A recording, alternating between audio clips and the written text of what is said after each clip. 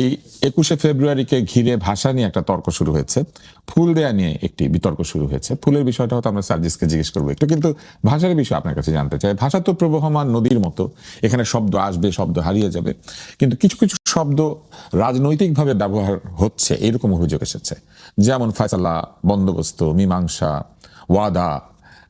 এখন আর বলছে না কেউ কথা দিলাম, বলছে ওয়াদা করলাম, এরকম আর কি। এবং তার মধ্যে ইনকিলাব, এরকম শব্দ আসছে, এবং এই শব্দগুলিকে ঘিরে কেউ কেউ আপত্তি করেছেন যে এইগুলি আসলে রাজনীতির ভেতর দিয়ে একসময় যে সংস্কৃতিকে তমদ্দুন বলা হতো ওইরকম একটা জায়গায় নিয়ে যাওয়ার একটা প্রচ্ছন্ন চেষ্টা আছে। আপনার কি মনে হয় যে এই অভিযোগ কি সত্য? আর যদি সত্য হয়েই থাকে তাহলে হঠাৎ এটি কেন হচ্ছে? এটি তো গত 52 বছর আমরা দেখি নাই। ধন্যবাদ, শুভেচ্ছা সার্জিসকে। খুব প্রাণবন্ত উজ্জ্বল মুখ। হ্যাঁ, অবশ্যই, এবং ভবিষ্যতের রাজনীতিতে আমাদের আরো গভীর ভূমিকা রাখবে বলে আমরা মনে করি। আমরা স্বপ্ন দেখি এই তরুণদের চোখে। দেখুন, যেই প্রসঙ্গটি আপনি তুললেন, ইনকিলাব জিন্দাবাদ, এটার ঘটনাটা কিন্তু জিন্দাবাদ তো পুরনো, কিন্তু ইনকিলাব জিন্দাবাদ এই শব্দটি এসে 1921 সালে উর্দু কবি উনি এটা লিখেন, হাসমত জামামি এরকম একটি নাম, এবং এটা কিন্তু বামপন্থীরা তারপর নিজেদের স্লোগান হিসেবে, এটা মূলত বামপন্থীদের স্লোগান। ভগৎ সিং বলে একজন রাজবন্দী, তিনি ফাঁসির মঞ্চে দাঁড়িয়ে ইনকিলাব জিন্দাবাদ বলেন, এবং ইনকিলাব জিন্দাবাদ এটা বামপন্থীরা বিভিন্ন সময়, আমাদের এখানেও মাহবুবুল হক সাহেব পর্যন্ত বাসদের ব্যবহার করেছেন, আরো অনেকে ব্যবহার করেছেন সবসময়। এটা নিয়ে কোনো আপত্তি আসতো না, কারণ ইনকিলাব জিন্দাবাদ অথবা নানান রকম শব্দ, অনেকেই জয় বাংলা বলছেন, কেউ বাংলাদেশ জিন্দাবাদ বলছেন, এটা নিয়ে কখনোই আপত্তি আসবার কথা নেই। কারণ যে কোনো প্রবাহমান ভাষায় নানান দেশে শব্দ আসবেই। যখন ভাষা জীবন্ত থাকবে, সক্রিয় থাকবে, বিভিন্ন জায়গা থেকে শব্দ আসবে এবং ভাষাকে আরো জীবন্ত গতিশীল করবে, এটাই স্বাভাবিক। কিন্তু হঠাৎ করে কেন ইনকিলাব, এবং ওই রাতে কেন কারো কারো মুখে আমরা আমার ভাইয়ের রক্তে রাঙানো 21শে ফেব্রুয়ারি শুনলাম না? আমরা তো জানি যে এটা লাইন ধরে যাবে সবাই, এবং খালি পায়ে এই গান গাইতে গাইতে যাবে, এইভাবেই তো আমরা শৈশব দেখে এসেছি। লন্ডনের বাংলাদেশ দূতাবাসে আমরা দেখেছি যে ধর্মীয় সঙ্গীতও গাওয়া হচ্ছে। হ্যাঁ, এবং এখানে দেখা যাচ্ছে সেখানে জোরে জোরে ইনকিলাব জিন্দাবাদ, ইনকিলাব জিন্দাবাদ করা হচ্ছে। এবং এটা কেন? এবং আপনি খেয়াল করুন, যখন আমরা আগস্টের 2 তারিখ 3 তারিখ, সার্জি সবচেয়ে ভালো এখানে রাত সাক্ষী হতে পারে, 2 তারিখ 3 তারিখ 4 তারিখ যে গান আমরা শুনলাম, ধনধান্যে পুষ্পে ভরা, এবং সেটা লক্ষ লক্ষ মানুষের জীবদ্দশায় এর চেয়ে বড় দৃশ্য আমার বোধহয় আর দেখার সৌভাগ্য হবে না। লক্ষ লক্ষ মানুষ গান গাচ্ছে এবং চোখে পানি চলে আসছে। ভাইয়ের মায়ের এত স্নেহ কোথায় গেলে পাবো কেহ, মুক্তির মন্দির সোপান তলে কত প্রাণ হলো। আমরা কিন্তু এই 18 মাসে এনসিপির কারো মুখে গানগুলা শুনি নাই। আমরা শুনেছি জান জবা। এনসিপি কে আলাদাভাবে বলতে পারেন? বলতে হচ্ছে এই কারণে। আমি একটু শেষ করি এনসিপি না, তুষার ভাই, আমি যেহেতু প্রশ্নটা করেছেন, আমি পুরো প্রসঙ্গটা আমি আমার মতো করে শেষ করি। সেটা হচ্ছে যে এনসিপির যে গণ অভ্যুত্থানজয়ী ছাত্ররা, তারাই একটা রাজনৈতিক দল করেছে, এবং তারাই ওই গণ অভ্যুত্থানের একটা বড় চিত্র আমাদের সামনে বারবার নিয়ে এসছে। নতুন বন্দোবস্ত বলুন, রাজনৈতিক বন্দোবস্ত, ইনকিলাব জিন্দাবাদ, ইনকিলাব মঞ্চ হয়েছে, সবকিছু এগুলো এনসিপির ডালপালার মতো করেই আমরা দেখেছি, যারা আমরা তখনকার এবং পরবর্তীতে পর্যবেক্ষক বা বিভিন্নভাবে অংশীজন ছিলাম। এবং তারাও কিন্তু সেটা অস্বীকার করে না, তারাও বলে যে আমরা গণ অভ্যুত্থানের, এখনো যেই প্রশ্নগুলো আসবে সেখানে। কিন্তু আমরা 18 মাসে, ঠিক আছে, আপনার কথা মতো এটাও আমি বলতে পারি, ঠিক আছে, এনসিপি না হয়, কার মুখে আমরা শুনেছি সেই গানগুলো? কার মুখে আমরা শুনেছি? যে তরুণদের মুখে শুনেছি, বয়োজ্যেষ্ঠ যারা ছিলেন গত 18 মাসে শুনি নাই। 18 মাসে শুনি নাই, কিন্তু আমি নিজেও কিন্তু এই গান গেয়েছি এই 18 মাসে। তখন আমি আপনি গান গাওয়ার কোনো মঞ্চ পাই নাই। আমরা মঞ্চ পেয়েছি ইনকিলাব জিন্দাবাদ, মঞ্চ পেয়েছি জবান, জান জবান, তারপরে কি আজাদি, এইসব শব্দ আমরা শুনেছি। এই শব্দগুলো এবং এইভাবে কিন্তু কোরাসে এতখানি এগিয়ে এসে বলার প্রত্যয়টা কিন্তু আমরা 24-এর ওই জুলাই আগস্টে দেখিনি। আমি ওই পার্থক্যটার কথা বলছি। এবং তখন মনে হচ্ছিল এটা ভারতীয় আধিপত্যবাদের বিরুদ্ধে এক ধরনের দাঁড়িয়ে যাওয়া, যে জয় বাংলা স্লোগানটাকে বাদ দিতে হবে বা বাংলাদেশ জিন্দাবাদটাকে বাদ দিতে হবে। আপনি যখন কোনো কিছু একটা জোর করে চাপিয়ে দিবেন, তখন কিন্তু আসলে সন্দেহটা জাগে, এবং এই সন্দেহের সঙ্গে মিলে তখন যে পাঠ্যপুস্তকে যে বই, বিসিএস পরীক্ষার প্রশ্ন থেকে উঠিয়ে দেওয়া হলো মুক্তিযুদ্ধ, হলো প্রতিরোধ যুদ্ধ, তারপরে পাকিস্তান হানাদার বাহিনী হয়ে গেল শুধু হানাদার বাহিনী, মুক্তিযুদ্ধের ভাস্কর্য ভাঙা হলো লাগাতার, আপনার 32 নম্বর ভাঙা হলো, এবং বলা হলো মুজিব হচ্ছে কাল্ট, এই কাল্টের হাত থেকে মুক্তিযুদ্ধের ইতিহাসকে বাঁচাতে হবে। এই সব কিছু মিলিয়ে আমার মনে হয় যে এই যে ইতিহাসের অতীত যাত্রা এবং অতীত অতীতমুখী একটা অন্ধকার যাত্রার সাথে আমি এই শব্দগুলোকে মিলাতে চাই। এবং আমার কাছে মনে হয়, ব্যক্তিগতভাবে আমার মনে হয় যে একটা পর্দা সামনে, মঞ্চের বা থিয়েটারে আমরা যে পর্দা দেখি, সেই পর্দার ভেতর থেকে কিন্তু অভিনেতারা বের হয়, গ্রিন রুম থেকে। আপনি জানবেন, আপনিও জানবেন, আমরা ইনকিলাব এবং আজাদি দেখেছি গ্রিন রুম থেকে বেরিয়ে আসা কিছু উচ্চারণ, আর গ্রিন রুমে আরো অনেক শব্দ এবং অনেক ঘটনা হয়তো ঘটছে। আমরা সার্জিসের আমরা কাছে আগামীতে যাই। সেগুলো দেখব। সার্জিস, কিছু অভিযোগ এসেছে। একটি হচ্ছে যে ওই গানগুলি আর গাওয়া হচ্ছে না সেইভাবে, বরং এই গানগুলি যেখানে গাওয়া হতো, এটা আমার একটা প্রশ্ন, উদীচিতে আগুন দিয়েছে কে বা কারা? এবং সেটা কিন্তু তেমন কোনো বিচার বা তেমন কোনো প্রতিক্রিয়া, রাষ্ট্রীয় প্রতিক্রিয়া আমরা খুব একটা লক্ষ্য করি নাই। হ্যাঁ, হয়েছে, খারাপ হয়েছে এরকম বলেছে। এবং পাশাপাশি কিছু কিছু শব্দ নিয়ে আপত্তি এসেছে। কিন্তু ওই সময় কিন্তু আমরা দেখেছি গ্রাফিটিতে শুধু বাংলা, আমরা ওই সময় গানগুলিতে দেখেছি শুধু বাংলা, এবং ধনধান্য তো সবাই গিয়েছে।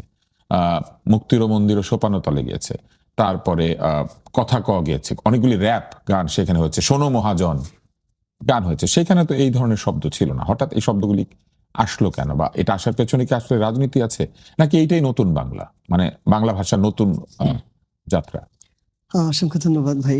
আসলে প্রথমত হচ্ছে ভাষা এমন একটা জিনিস, ভাই যেটা বললেন এখানে আমি অনেকাংশে একাত্মতা ঘোষণা করতে চাই। আপনি বলেছেন ভাষা আসলে এটা তো কাউকে চাপিয়ে দেওয়া যায় না, বা চাপিয়ে দিলেও কেউ গ্রহণ করবে এটার নিশ্চয়তা কখনোই থাকে না। এটা তো একদম অন্তরে একটা নিয়ে নেওয়ার বিষয় এবং সেখান থেকে আসার বিষয় আসলে। আবার আরেকটা জিনিস হচ্ছে যে কেউ যদি কোনো একটা ভাষা বলতে বাধা দেয়, তার মানে যে ওই বাধাটা দিয়ে ওই ভাষাটাকে আটকানো যায়, এটাও কোনোদিন সম্ভব না।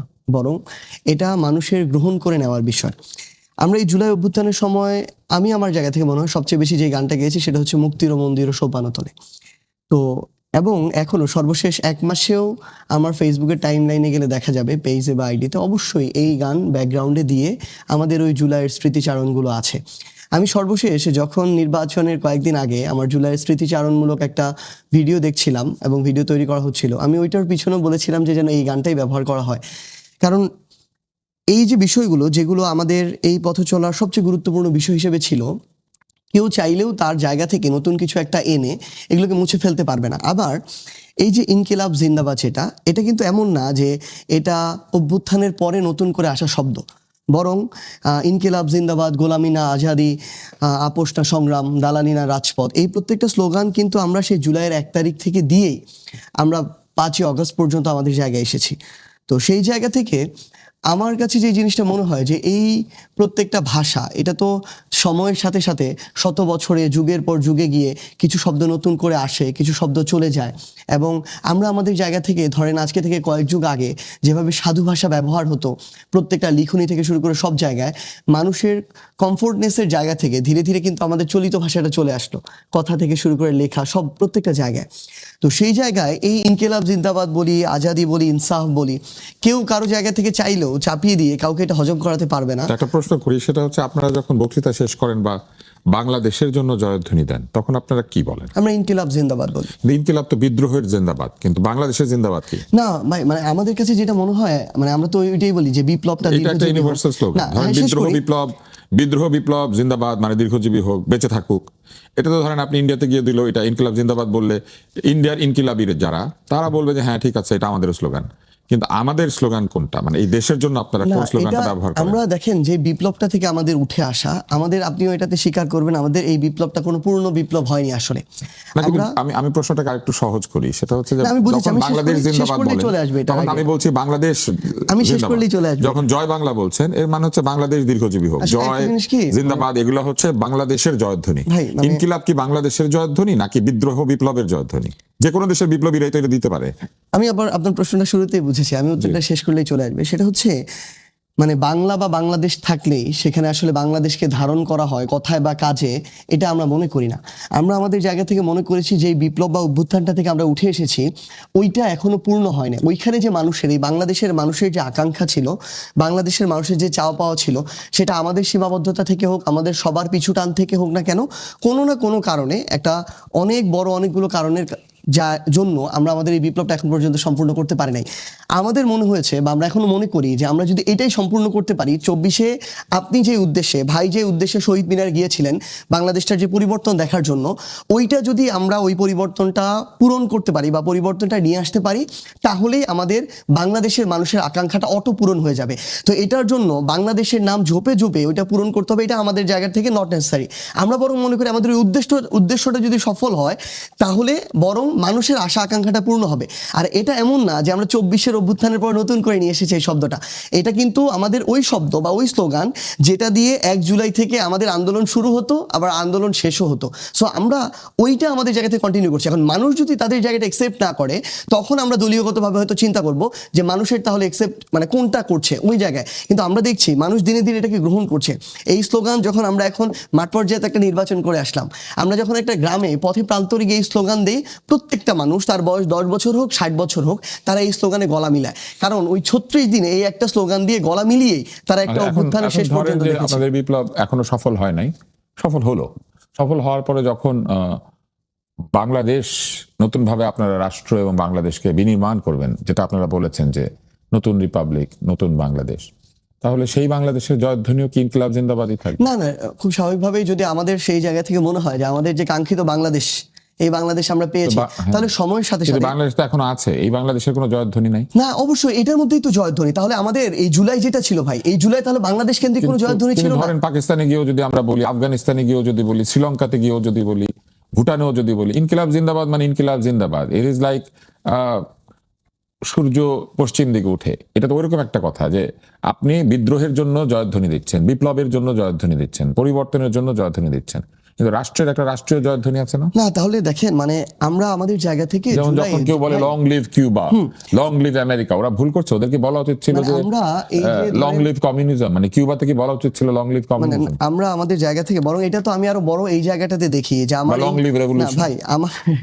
আমার এই স্লোগানটা বরং আমি আরো এই জায়গা থেকে দেখি যে আমার এই স্লোগানটা যেমন আমি যখন এখানে বাংলাদেশে বলি বাংলাদেশ কানেক্ট করতে পারে, আমার এই স্লোগান পুরো বিশ্বকে আরেকটা মুক্তিরও বার্তা দিচ্ছে। পুরো আপনার ভাষা অনুযায়ী তাহলে পুরো বিশ্ব কানেক্ট করতে পারে। আমি যখন ইনকিলাব জিন্দাবাদ আমার অভ্যুত্থানে যার যার ভাষায় কানেক্ট করে, আমি আমার কিউবানরা তো আর এটা বলবে না, কিউবানরা তার ভাষায় বলবে, স্প্যানিশে বলবে। আমরা যখন আমাদের জায়গায় জুলাইয়ের সময় এই স্লোগানটা দিয়েছি, তখন তো তাহলে মানুষের জায়গা থেকে প্রশ্ন আসা দরকার ছিল যে যেই স্লোগানটা আপনারা দিতেছেন এই স্লোগানে তো কোথাও বাংলাদেশ ধারণ করে না, আমাদের আশা আকাঙ্ক্ষা ধারণ করে না, তাহলে স্লোগান পরিবর্তন করেন। এটা কারো থেকে আসে নাই, বরং এই শব্দের এই জায়গা থেকে আরো বেশি মুখ্য ছিল যে দাবিটা কাদেরকে নিয়ে করছে, দাবিটা কিভাবে করছে, সেটাতে তারা আপোষহীন কিনা, তাদের চিন্তা চেতনায় মননে মগজে কথায় কাজের সাথে মিল আছে কিনা। আমরা আমাদের জায়গা থেকে তখনও এটা ধারণ করেছি, আমরা এখন এটা ধারণ করি।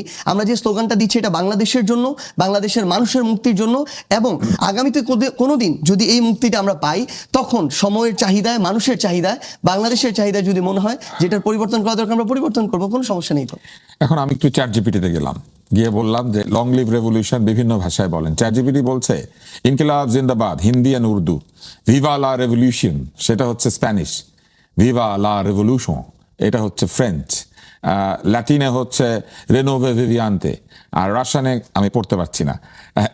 তো আপনি আমাকে বলেন তাহলে তো এইটা তো চ্যাট জিপিটিও বলে এটা হিন্দি আর উর্দু, এটাকে তো আমাদের সাথে যুক্ত করে না ভাই। তাহলে মানে ধরেন আমরা আমাদের জায়গা থেকে তাহলে তো আমরা যেহেতু জেনজি কিছু হলেই চ্যাট জিপিটি কিছু জিজ্ঞেস আমরা এখন আমাদের জায়গা থেকে যত বেশি মানে যে ভাষাগুলো ব্যবহার করি, আপনি জেনজি বলতে যাদেরকে বুঝাইতেছেন, আমি এখানে গ্যারান্টি দিয়ে বলতেছি তাদের প্রত্যেক দিনের ব্যবহারের 50%-এর বেশি শব্দ বাংলা না।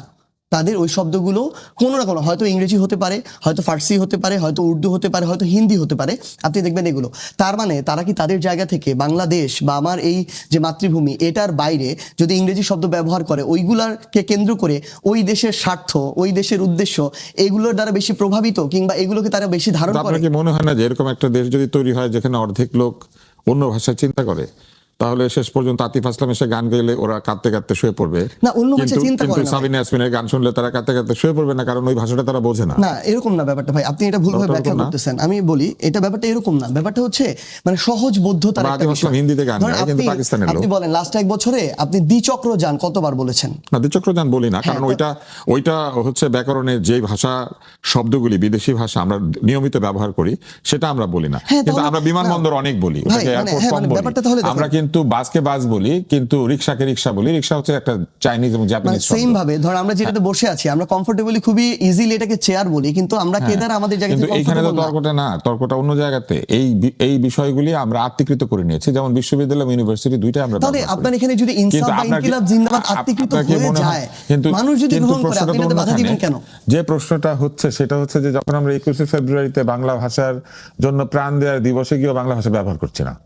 ভাই মানে এটাই হচ্ছে সমস্যা আমাদের চিন্তাগত জায়গায়। একদিন 21শে ফেব্রুয়ারিতে ব্যবহার করে বাংলা ভাষার যে মর্যাদা, এই মর্যাদা তো রক্ষা করার কোনো সুযোগ নাই। 364 দিনও ব্যবহার হ্যাঁ, তাহলে করছেন না। তাহলে কারণ ওইভাবে আপনি বলছেন জেনজি অর্ধেক বাংলা ব্যবহার করে না, তাহলে আপনি কি মনে করেন না এটা কারো ব্যর্থতা? না, এটা অবশ্যই। তাহলে আপনি আপনার জায়গা থেকে যদি মনে করেন, তাহলে বাংলাদেশে আমি তাহলে আহ্বান করব এখান থেকে যে বিএনপি তাদের জায়গা থেকে পদক্ষেপ গ্রহণ করুক, যে তারা অন্তত এই বাংলাদেশে যারা সরকারি কর্মকর্তা কর্মচারী আছে তাদের সবাইকে বাংলা মাস দেখে ওই অনুযায়ী তারা বেতন ভাতা দিবে। তারা তাদের জায়গা থেকে এই সিদ্ধান্তগুলি নিক যে প্রত্যেকটা জায়গায় অফিস আদালত শিক্ষা প্রতিষ্ঠান এই জায়গায় বাংলা ভাষার ব্যবহার এটাকে তারা নিশ্চিত করবে এবং এটাকে বাধ্যতামূলক করবে। এটা না করে যখন প্রত্যেকটা জায়গায় আমি এমন মেকানিজম তৈরি করি যে মেকানিজম আমার একটা গ্লোবালাইজেশনের মেকানিজম দেয়, যে মেকানিজম আমার এই ভাষাগুলোকে আরো সহজবোধ্য হিসেবে আমার সামনে প্রেজেন্ট করে ওইগুলো আত্মীকৃত করতে আমাকে সহযোগিতা করে, তখন আমি যদি আমার জায়গা থেকে একদম এরকম বলি, ভাই এইরকম কিছু নতুন শব্দ পাবেন যেগুলো আমরা আমাদের জায়গা থেকে চাপিয়ে দেওয়ার চেষ্টা করবো। বিতর্কটা খুবই শেষ ভালো করি। হয়েছে, কিন্তু আমাদের 22 মিনিট হয়ে গিয়েছে। লাস্ট লাইনটা শুধু বলে দিই, লাস্ট শেষ লাইনটা করি। বলেন। হ্যাঁ, হ্যাঁ, এরকমও দেখা যাবে সময়ের সাথে সাথে এমন অনেক বাংলা শব্দ আমরা চাপিয়ে দিচ্ছি কিন্তু গ্রহণ করা হচ্ছে না,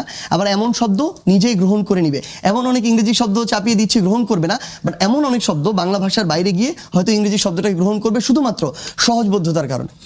যাই হোক, আমি জানি না এই তর্কটা যে জায়গায় এসেছে সেই জায়গাতে আমরা পুরোপুরি উত্তর পেয়েছি কিনা, কিন্তু তর্কটা জমেছে।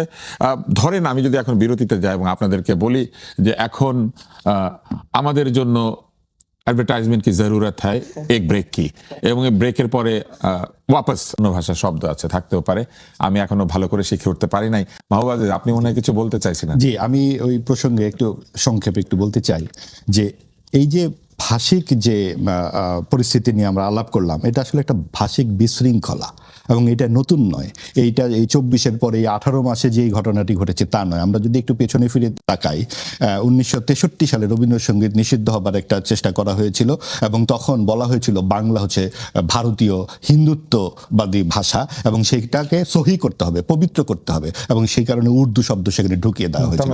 হ্যাঁ, অনেক ধরনের শব্দ। এবং তখন শামসুর রহমান একটা কবিতা লিখেছিলেন, বর্ণমালা আমার দুঃখিনী বর্ণমালা। সেখানে 3টি লাইন আছে, তোমার মুখের দিকে এখন যায় না তাকানো, এখন তোমাকে ঘিরে শেকরার ঠুকঠাক খিস্তি খেউরের পৌষ মাস, বর্ণমালা আমার দুঃখিনী বর্ণমালা। এই খিস্তি খেউরকে আমরা এখন শুনিনি, গত 18 মাস আমরা শুনিনি। এই খিস্তি খেউরগুলো এখানে আমি উচ্চারণ করতে চাচ্ছি না। যে শব্দগুলো মঞ্চে বলা হয়েছে, তারা বলা হয়েছে এটা হলো স্বৈরাচারের বিরুদ্ধে এই সব উচ্চারণ। স্বৈরাচারকে কি আমরা আহ্লাদ করে কথা বলবো? তাহলে এই যে শব্দগুলো, স্বৈরাচারকে যখন এই গালিগুলো দেওয়া হলো, সেটা কিন্তু জুলাই আগস্ট দিতে হয়নি, তখন কণ্ঠে গান ছিল। তখন কে নারী কে পুরুষ সেই প্রশ্ন উঠেনি। এই নারী পুরুষের বিভাজনটা শুরু হলো কিন্তু তারপরে এসে এই এনসিপি থেকে নারীরা দলে দলে পদত্যাগ করলেন, তারা চলে গেল জামায়াতের সাথে। এবং এই যে রাজনৈতিক একটা যোগসাজশের সাথে ওই ভাষার সম্পর্ক আছে। এবং আমরা বুঝতে পারি না যে এত প্রাণবন্ত তরুণদের দল কি করে একটা সাম্প্রদায়িক দলের সঙ্গে বিলীন হয়ে যায়। আজকে যদি তাদের তারা বলেছে তারা সাম্প্রদায়িক না, তারা প্রগতিশীল মধ্যপন্থী। আচ্ছা, তারা তাহলে মানে আমি একটু শেষ করি বিষয়টা। অবশ্যই। হ্যাঁ, মানে যখন এই জামাতি বিএনপি একসাথে জোট করে 2বার ক্ষমতা আসলো, তখন এই প্রশ্নটা বিএনপি কে কেন করা হয়নি, বিএনপি কেন সাম্প্রদায়িক ছিল? সমালোচনা হয়েছে। ওই সমালোচনা এখনো হওয়া উচিত। অবশ্যই এখনো হওয়া উচিত, আরো হওয়া উচিত, সকলেরই করা উচিত। এই জামাতকে নিয়ে সকলেই রাজনীতি করেছে, এটা তো কেউ অস্বীকার করছে না। জামাতের যে প্রথমবার যখন তারা সরকারে গেলেন, এই মন্ত্রিত্ব তো বিএনপির কাঁধে চড়েই গিয়েছে এবং জামাত যখন যার কাঁধে চড়া দরকার কাঁধটা খুঁজে নিতে পারে এবং সেই কাঁধে এবার এনসিপি কে তারা খুঁজে নিয়েছে। এনসিপির মতো একটা চমৎকার তারুণ্যদীপ্ত শক্তিকে তারা নিয়েছে, কারণ হচ্ছে 71-এর এই যে বিতর্কিত ভূমিকা তারা ফিল্টার করে নিতে চেয়েছে।